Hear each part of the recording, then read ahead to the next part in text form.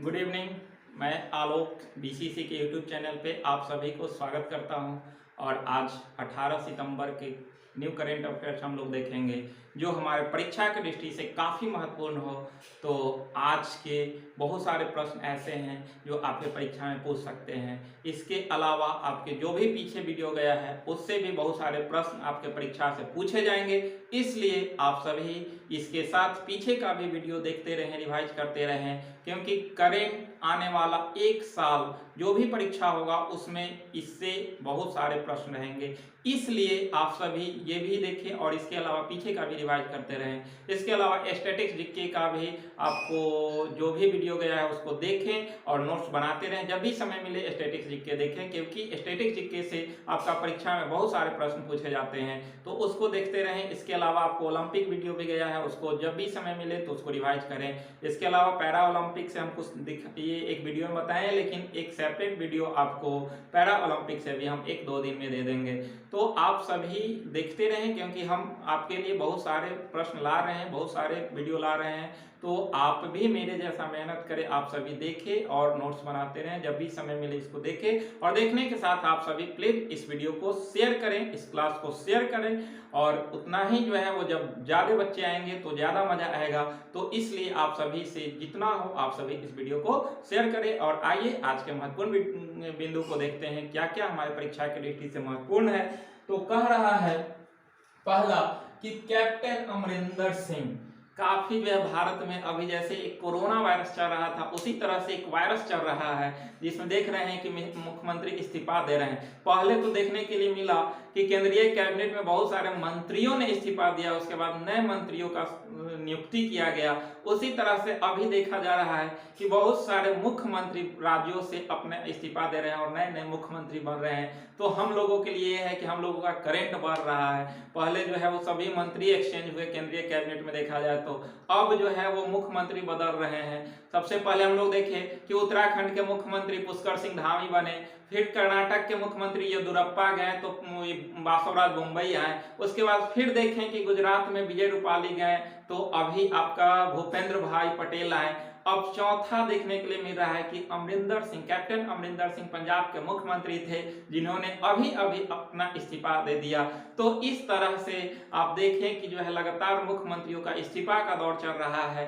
तो ध्यान रखिएगा कि अमरिंदर सिंह आपका पंजाब के मुख्यमंत्री थे, ध्यान रखिएगा पंजाब के मुख्यमंत्री थे और इन्होंने अपने पद से इस्तीफा दे दिया।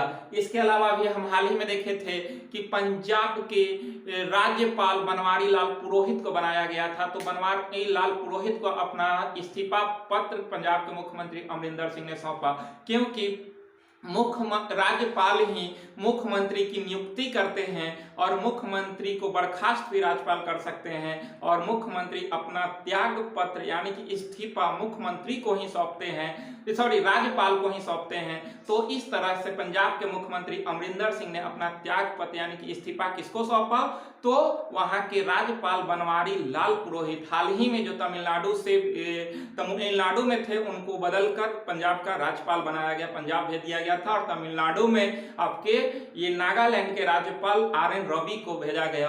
तो इस तरह से राज्यपाल भी बदले थे, आप ध्यान रखिएगा। तो वहां के राज्यपाल बनवारी लाल पुरोहित हैं और अभी अभी मुख्यमंत्री अमरिंदर सिंह ने अपना इस्तीफा दे दिया। अगला देखें तो कौशल विकास योजना, कौशल विकास योजना आपका शुरू किया गया है भारतीय रेलवे के द्वारा, ध्यान रखिएगा भारतीय रेलवे के द्वारा कौशल विकास योजना शुरू किया गया।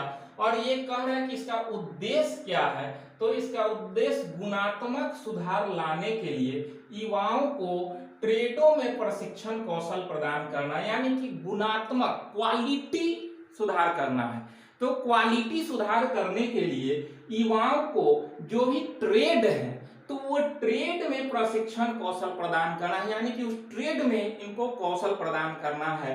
इसी के लिए आपका कौशल विकास योजना भारतीय रेलवे ने शुरू किया है और इसके तहत 50,000 लोगों की ट्रेनिंग दी जाएगी, यानी कि कौशल विकास योजना के तहत 50,000 लोगों को ट्रेनिंग दिया जाएगा। कब तक, तो 2024 तक, ध्यान रखिएगा। और ये 4 ट्रेड हैं, यानी कि जो ट्रेडों में प्रशिक्षण कौशल दिया जाएगा, उसमें टोटल 4 ट्रेड है, 4 ट्रेडों में इनको प्रशिक्षण किया जाएगा। ये ट्रेड है फिटर, वेल्डर, मशीनिंग और इलेक्ट्रीशियन। ये 4 ट्रेड में इन्हें प्रशिक्षित किया जाएगा। इसकी शुरुआत किया गया है आपका रेल मंत्री अभी वर्तमान में अश्विनी वैष्णव के द्वारा, अश्विनी वैष्णव के द्वारा, ध्यान रखिएगा, इन्होंने ही आपका इसकी यानी कि कौशल विकास योजना की शुरुआत किया है, ध्यान रखिएगा।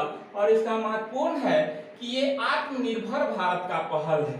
अभी देख रहे हैं कि भारत में हर चीज आत्मनिर्भरता पे ही जोर दे रहा है, तो इसी तरह से ये आत्मनिर्भर भारत का पहल है और ये अमृत महोत्सव का हिस्सा है। अभी आपको पता है कि भारत में अमृत महोत्सव चल रहा है। अमृत महोत्सव की शुरुआत 12 मार्च 2021 को प्रधानमंत्री मोदी के द्वारा गुजरात के साबरमती आश्रम से किया गया था और ये अभी देश में अमृत महोत्सव चल रहा है और इसी के तहत इसकी शुरुआत की गई है, ध्यान रखिएगा। तो इस तरह से कौशल विकास योजना भारतीय रेलवे के द्वारा शुरू किया गया। अगला प्रश्न है काफी महत्वपूर्ण कि केंद्रीय मंत्रिमंडल ने दूरसंचार क्षेत्र यानी कि टेलीकॉम क्षेत्र में प्रत्यक्ष विदेशी निवेश यानी कि एफडीआई बढ़ाकर 100% कर दिया। यानी कि अब दूरसंचार क्षेत्र यानी कि टेलीकॉम सेक्टर में आपका 100% एफडीआई किया गया। टेलीकॉम दूरसंचार मंत्री अभी आपका अश्विनी वैष्णव ही है, ध्यान रखिएगा। और देखा जाए तो ये करने से है कि रोजगार में वृद्धि होगी, निवेश बढ़ेगा, निवेश बढ़ने से रोजगार बढ़ेगी, इसीलिए 100% एफडीआई जो है इसमें किया गया। अभी हम लोग कल ही या परसों देखे थे कि भारतीय अंतरिक्ष विभाग में यानी कि इसरो में भी एफडीआई लागू किया गया, जिससे विदेशी कंपनी भी निवेश कर सकती है, इससे रोजगार बढ़ेगा। तो इस तरह से आपका दूरसंचार क्षेत्र में 100% एफडीआई किया गया। जबकि अभी हम लोग हाल ही में 1-2 माह पहले देखे थे कि बीमा सेक्टर में 49% से बढ़ाकर आपका 74% एफडीआई किया गया था, जो काफी महत्वपूर्ण था, ध्यान रखिएगा। अगला प्रश्न है कि भारतीय खिलाड़ी लगातार दूसरी बार एशियाई स्नूकर यानी कि शतरंज में चैंपियनशिप खिताब जीता, यानी कि लगातार दूसरी बार एशियाई स्नूकर चैंपियनशिप बने, तो कौन है? तो ये काफी फेमस है, पंकज आडवाणी। पंकज आडवाणी ने एशियाई स्नूकर चैंपियनशिप खिताब जीता, जो लगातार दूसरी बार ये खिताब हासिल किया है, इसलिए काफी महत्वपूर्ण है। ये प्रश्न आपका पूछना है परीक्षा में। अगला प्रश्न है कि आई रास्ते, कितना महत्वपूर्ण प्रश्न है कि आई रास्ते से ही पता चला है कि इसको किसने लॉन्च किया है। तो आई रास्ते किसने लॉन्च किया? तो सड़क परिवहन मंत्री नितिन गडकरी के द्वारा। नितिन गडकरी, ध्यान रखिएगा, नितिन गडकरी आपका सड़क परिवहन मंत्री हैं और उन्होंने ही आई रास्ते लॉन्च किया, जो आपका कहां से किया है? तो नागपुर से, ध्यान रखिएगा, नागपुर महाराष्ट्र में है।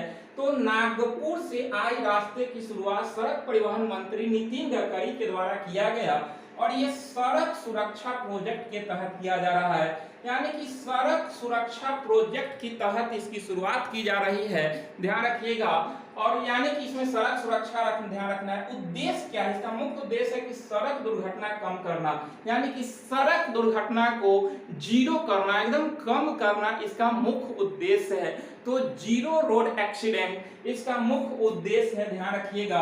सड़क सुरक्षा प्रोजेक्ट के तहत इसकी शुरुआत की गई है। क्या है? तो आई रास्ते किसने शुरू किया? तो सड़क परिवहन मंत्री नितिन गडकरी के द्वारा शुरू किया गया। कहां से किया गया? तो नागपुर से किया गया, ध्यान रखिएगा आप लोग। अगला प्रश्न है कि सेल्फी विद टेम्पल की शुरुआत कहां की गई? तो सेल्फी विद टेम्पल की शुरुआत उत्तराखंड में किया गया और इसकी शुरुआत किसने किया है? तो आम आदमी पार्टी ने किया है। आम आदमी पार्टी के द्वारा किया गया है। क्या? तो सेल्फी विद टेम्पल, और इसकी शुरुआत कहां से किया गया? तो उत्तराखंड से किया गया है, ध्यान रखिएगा। अगला महत्वपूर्ण प्रश्न है कि विश्व रोगी सुरक्षा दिवस कब मनाया जाता है? तो ये आपका मनाया जाता है 17 सितंबर को विश्व रोगी सुरक्षा दिवस मनाया जाता है। इसी दिन विश्वकर्मा पूजा भी मनाया जाता है 17 सितंबर को ही। तो विश्व रोगी सुरक्षा दिवस इसी दिन मनाया जाता है, ध्यान रखिएगा। अगला प्रश्न है कि क्राइम, हालांकि अभी हाल ही में हम लोग दिवस देखे थे, 15 सितंबर को अभियंता दिवस था। उसके अलावा 15 सितंबर को ही अंतरराष्ट्रीय लोकतंत्र दिवस मनाया गया था। इसके अलावा देखें तो 14 सितंबर को राष्ट्रीय हिंदी दिवस मनाया गया, जबकि 10 सितंबर को विश्व हिंदी दिवस मनाया जाता है। अगला प्रश्न है कि क्राइम इन इंडिया रिपोर्ट 2020, यानी कि क्राइम इन इंडिया रिपोर्ट 2020 जारी किया गया, किसके द्वारा जारी किया गया? तो नेशनल क्राइम रिपोर्ट ब्यूरो यानी कि एनसीआरबी के द्वारा एक रिपोर्ट जारी किया गया, जिसके तहत ये अपना बहुत सारा पहलू पे अपना रिपोर्ट जारी करता है। इसी में अगर हम लोग देखें तो अपहरण में सबसे आगे कौन है?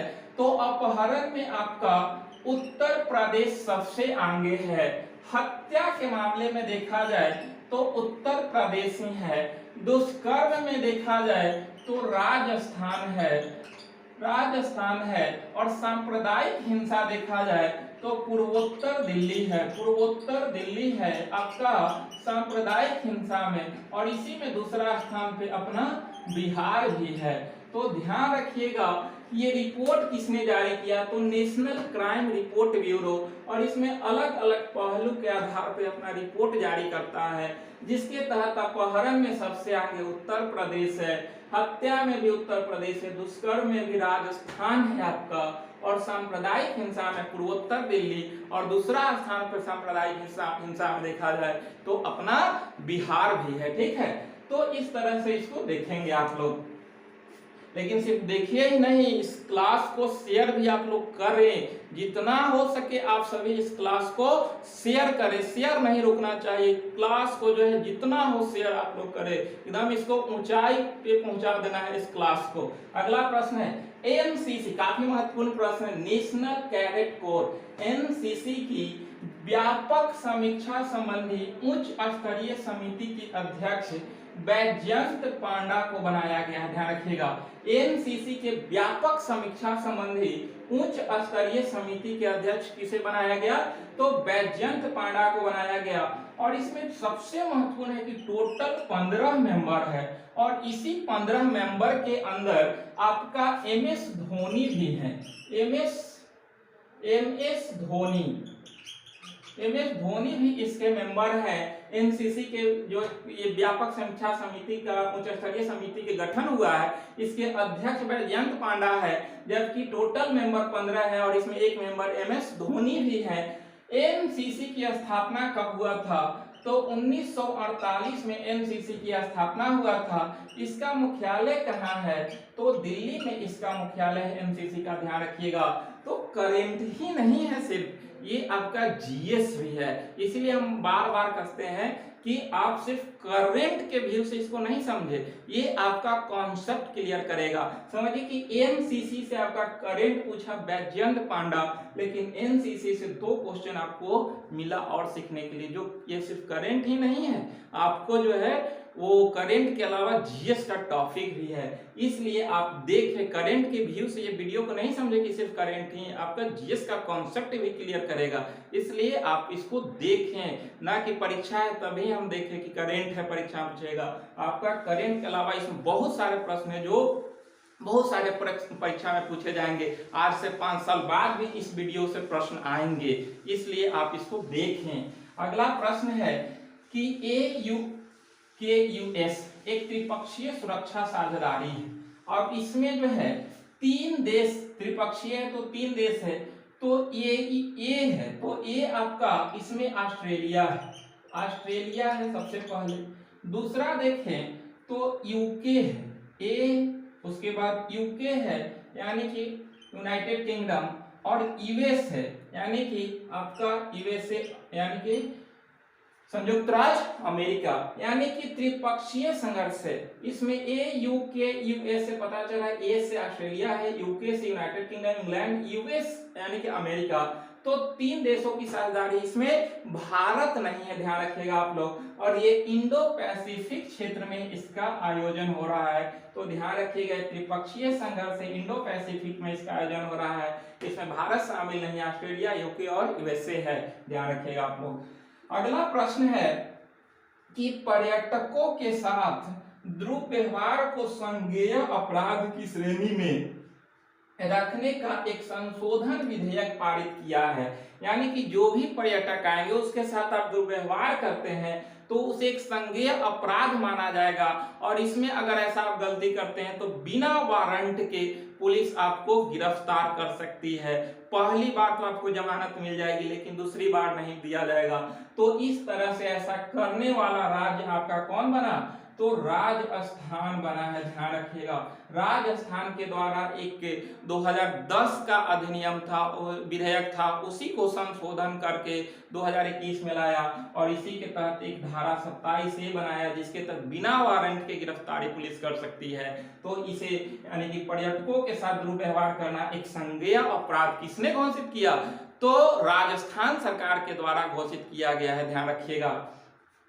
अगला प्रश्न है कि विश्व का प्रथम 5 देशों का बायोस्फीयर रिजर्व घोषित किया, यानी कि विश्व का प्रथम 5 देशों का बायोस्फीयर रिजर्व घोषित किया मूरा द्रवा डेन्यूब को, मूरा द्रवा डेन्यूब के, यानी कि नदियों के किनारे जो क्षेत्र है उसे बायो रिजर्व घोषित किया गया। 3 नदियों के किनारे जो 5 देशों का बायोस्फीयर रिजर्व है, इसमें आपका 5 देश कौन है, काफी महत्वपूर्ण है, ध्यान रखिएगा। ऑस्ट्रिया है, हंगरी है, स्लोवेनिया है, सर्बिया है और क्रोएशिया है।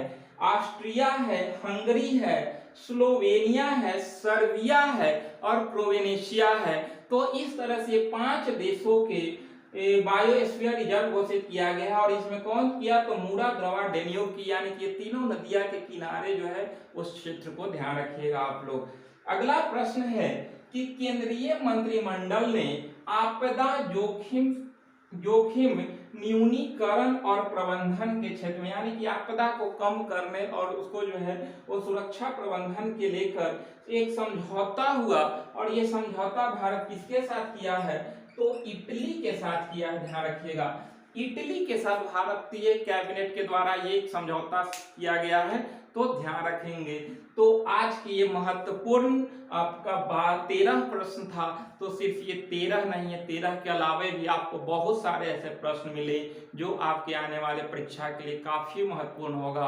तो ये सिर्फ करेंट नहीं है, हम बार बार कह रहे हैं कि ये आपका कॉन्सेप्ट क्लियर करेगा, इसलिए आप वीडियो देखें, सिर्फ करेंट के व्यू से ना देखें, कॉन्सेप्ट क्लियर होने के व्यू से देखें। आपका बहुत कुछ आप इससे सीखेंगे, क्या जो है कौन देश कहाँ है, बहुत कुछ सीखने के लिए आपको मौका मिलेगा इस वीडियो से। इसलिए डेली आप 15 से 20 मिनट इसको दें। इसके अलावा पीछे का भी वीडियो आप रिवाइज करते रहें, जब भी समय मिले आप पीछे के 5 वीडियो को जो है वो फास्ट करके देख लें। तो देखते रहें, क्योंकि आने वाला 1 साल आपका परीक्षा के लिए काफी महत्वपूर्ण है, इसलिए आप सभी इसको देखें। तो आज यहीं तक, फिर हम मिलेंगे नेक्स्ट वीडियो में, लेकिन आप सभी इस क्लास को प्लीज शेयर करें, जितना हो आप सभी शेयर करें। आज यहीं तक, फिर मिलते हैं। आप सभी को बहुत बहुत धन्यवाद।